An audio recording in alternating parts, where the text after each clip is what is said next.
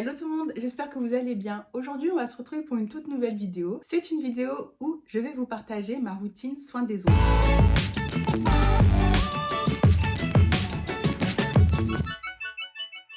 Sur Instagram, nombreux d'entre vous me demandent comment je fais pour avoir des ongles aussi longs et quelle est ma routine. La plupart du temps, je vous réponds en message privé et je me suis dit que ça pourrait être intéressant de partager ma routine ongles sur YouTube. En même temps que je parle, je vais vous mettre des photos, des vidéos pour animer un petit peu la vidéo et comme ça, en même temps, vous pourrez voir ce que ça donne en conditions réelles.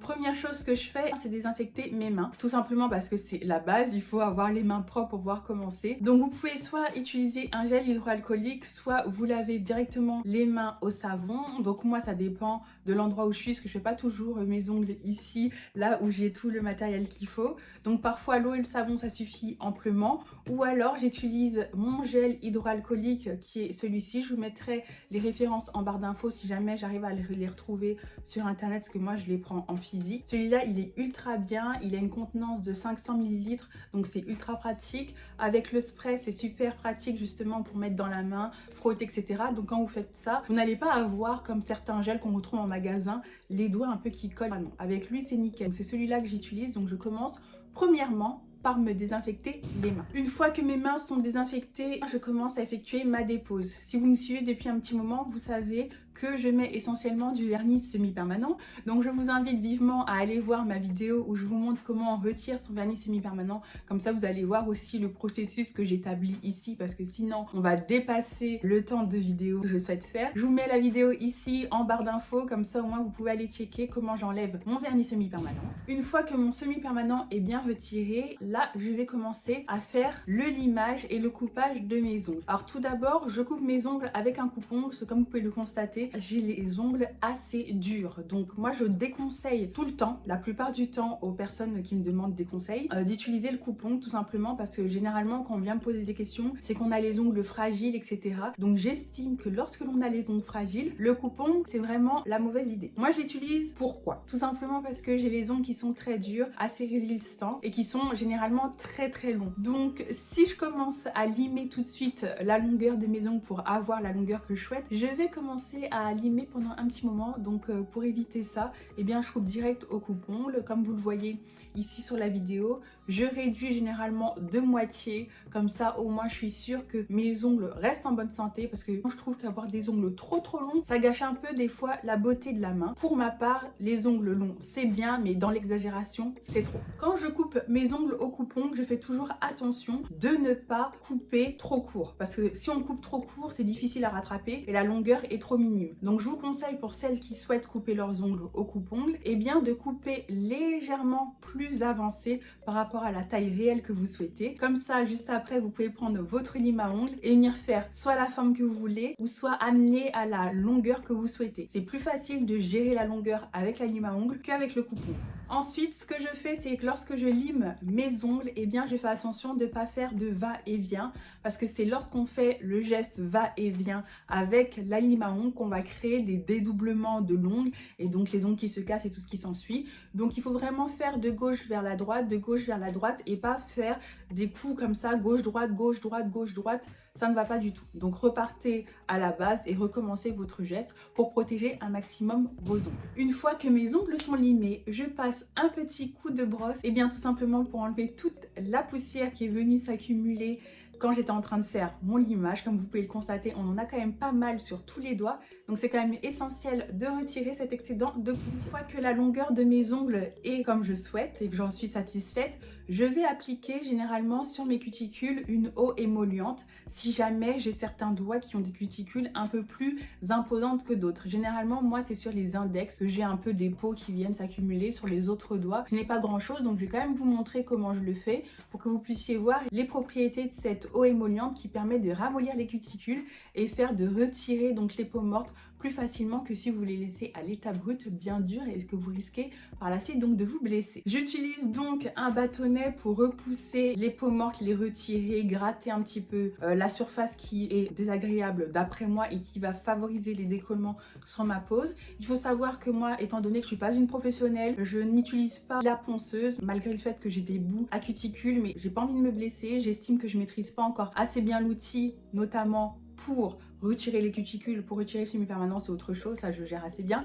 Mais les cuticules, j'ai pas envie d'avoir des gros trous, être blessée pour rien. Donc je fais avec le bâtonnet et l'eau émolliente. Donc si vous êtes dans le même cas que moi, je vous conseille l'eau émolliente et le bâtonnet, c'est largement suffisant. Étant donné qu'on est dans ma routine soin des ongles, une fois que j'ai fait ça, moi personnellement, cette fois-ci, je me lave une nouvelle fois les mains, mais cette fois-ci avec de l'eau et du savon. Donc il n'y a pas un savon particulier. Vous prenez le savon que vous préférez, bio, pas bio, industriel, pas industriel.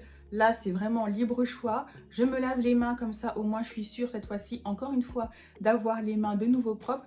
Et moi, j'aime bien en fait me laver les mains une seconde fois parce que ça me permet de voir un petit peu plus clair dans mes ongles pour voir si j'ai pas oublié des petites peaux ou d'autres choses comme ça. Donc, je préfère me laver une nouvelle fois les mains. Une fois que j'ai fait tout ça, eh bien, deux options s'offrent à moi. Première option, j'arrête là, dans le sens où je vais pas remettre du vernis par la suite. Et voilà, donc ce que je fais si je décide de pas remettre du vernis par la suite, ce qui est très rare, j'applique mon huile pour cuticule, je laisse sécher quelques secondes et ensuite j'applique ma crème pour les mains. Comme ça, j'arrive quasiment à la fin de ma routine ongles et je pourrais laisser comme ça. Cependant, c'est pas ce que je fais étant donné que moi, je suis une nail addict et que je mets du vernis tout le temps. Vous me verrez quasiment jamais, c'est même pas quasiment, mais jamais sans vernis sur les ongles. Ce que je fais généralement à ce stade-là, je fais ma pose de vernis semi-permanent. Donc je vous invite ici, parce que sinon on passe dans une autre catégorie de vidéos, à aller regarder ma vidéo que je vais vous mettre dans le petit i, à savoir eh bien comment appliquer son vernis semi-permanent sans qu'il y ait de décollement. Comme ça vous allez pouvoir voir comment je me débrouille pour faire cette pose-là, parce que c'est la prolongation de ma routine soin des ongles, parce que moi j'estime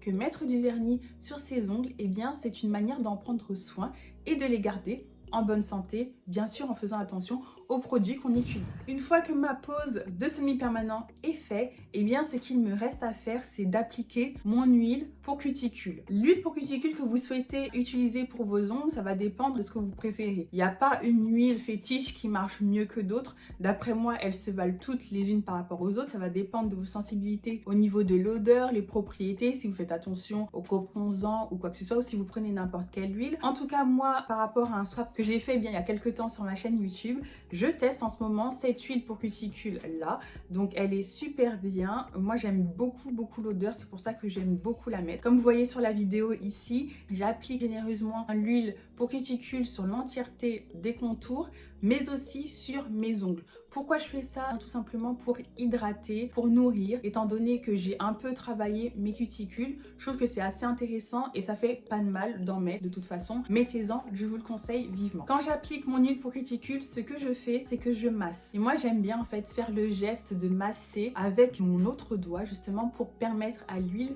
d'imprégner totalement mon ongle et les contours de mes doigts. Donc je trouve ça intéressant de bien masser. De toute façon, si vous faites une routine soin des ongles, c'est que vous avez un petit peu le temps, donc prenez le temps de le faire. Mais lorsque mon huile pour cuticule a bien imprégné mes ongles, ce que je fais, c'est que j'attends quelques minutes, le temps que ça sèche un petit peu, pour pas commencer à mélanger toute une sorte de produits les uns après les autres. J'attends un peu, de toute façon, on n'est pas pressé. Ensuite, j'applique une crème pour les mains. J'ai d'autres crèmes aussi qui sont à la fois pour les mains et pour les ongles, ou juste pour les mains ou juste pour les ongles. J'aime beaucoup cette crème-ci, c'est une crème que j'ai achetée à Action et que je vous avais montré dans un précédent haul, donc je vais vous remettre la vidéo ici au cas où vous souhaitez aller jeter un petit coup d'œil et voir les autres produits que j'avais achetés. Cette crème là, elle est hyper bien, hyper efficace, elle hydrate bien et surtout elle a une très bonne odeur, parce que je trouve que c'est quand même intéressant d'avoir des mains qui sentent bon, surtout lorsqu'on finit sa pose.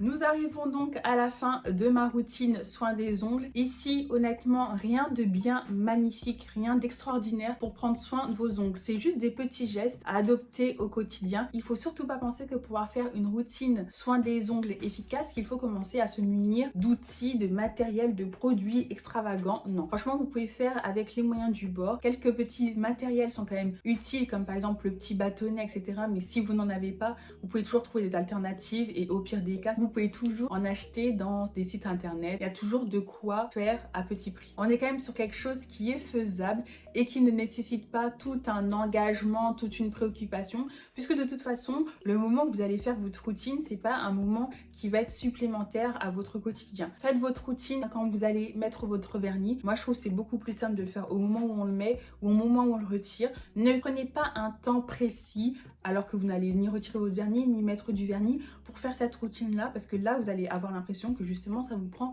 un peu de temps. On arrive à la fin de cette vidéo et j'espère que celle-ci vous a plu. N'hésitez pas en commentaire à me dire quelle est votre routine, si vous utilisez bien d'autres produits par rapport à moi, ou si vous faites autrement et que vous trouvez que ça fonctionne bien. Dites-le en commentaire, parce que je sais que même si certaines viendront regarder la vidéo, des fois on peut aussi trouver des pistes dans vos commentaires, donc n'hésitez pas à le faire. Laissez un petit commentaire. Et bien évidemment, si cette vidéo vous a plu, n'hésitez pas à la liker et à la partager sur vos réseaux. Et si ce n'est pas encore fait, je vous invite vivement à vous abonner, à activer la cloche pour ne louper aucune de mes prochaines vidéos. En attendant la prochaine vidéo, justement, on se retrouve sur Instagram et je vous fais de gros bisous et on se dit à bientôt pour de nouvelles vidéos.